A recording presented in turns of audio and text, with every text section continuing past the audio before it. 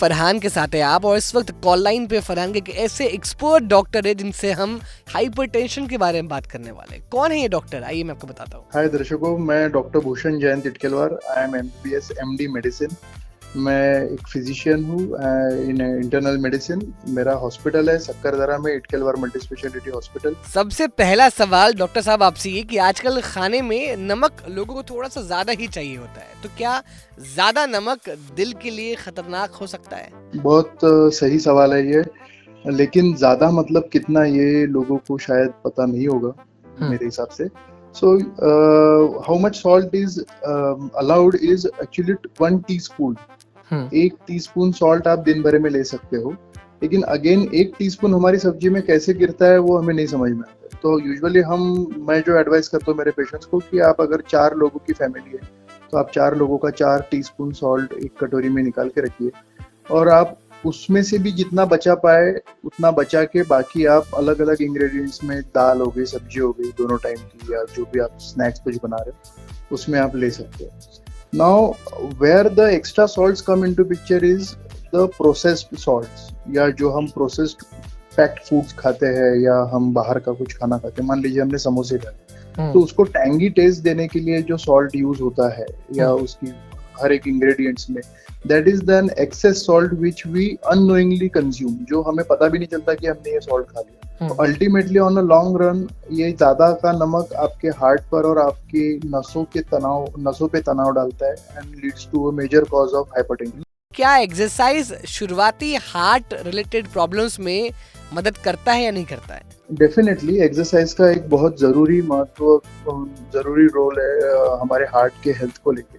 And इसमें हम usually advice करते हैं कि आप मॉडरेट इंटेंसिटी एक्सरसाइज कीजिए, जैसे एरोबिक्स हो गए, जॉगिंग हो गई, डांसिंग हो गया, या हाइकिंग हो गई, क्योंकि इससे आप आपका अल्टीमेटली कार्डियक एफिशिएंसी बढ़ा रहे हो। आप आपके हार्ट को आदत डाल रहे हो, आप अपने हार्ट को ट्रेन कर रहे हो for perform well over a period of time, over long term years आपका हार्ट फिर उसकी एफिशिएंसी। सर, जो लोगों की बीपी की दवाइयाँ चल रही है वो कई बार अपने मर्जी से दवाइयाँ बंद कर देते हैं, तो क्या ये सही है? डेफिनेटली बहुत ज्यादा खतरनाक है। सबको ये समझना जरूरी है कि इंटेंशन क्या था, किस मकसद से हमने बीपी की गोली शुरू की है, एंड उस मकसद को अचीव करने के लिए हम वो गोली लेना जरूरी है।